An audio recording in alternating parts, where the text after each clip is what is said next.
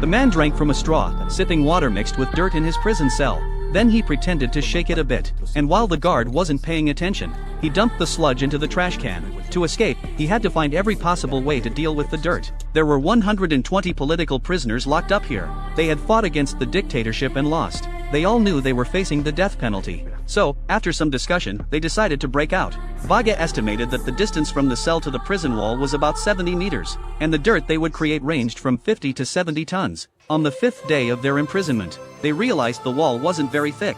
Using a hacksaw blade, they started cutting a small gap in the wall. Then they applied some prepared paste to cover up the marks. Day after day, they repeated the same process. Finally, on the 56th day, they cut through the wall completely. They inserted a fake wall they had prepared. Next, they had to figure out what to do with all the dirt. Vaga went to the second floor and hammered hard at the ceiling.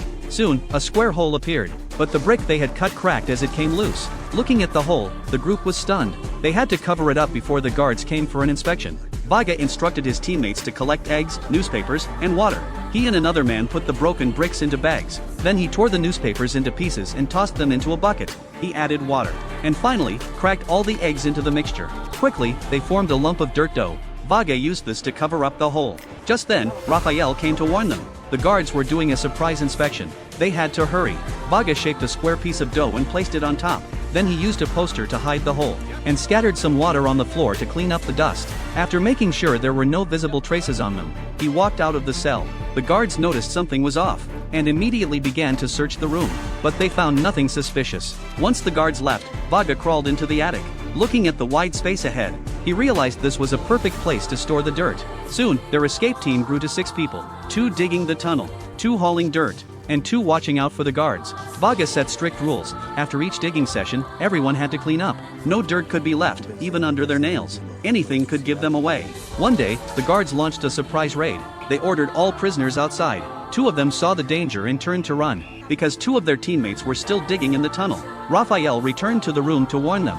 Vaga rushed to the second floor to tell the men hauling dirt to get out.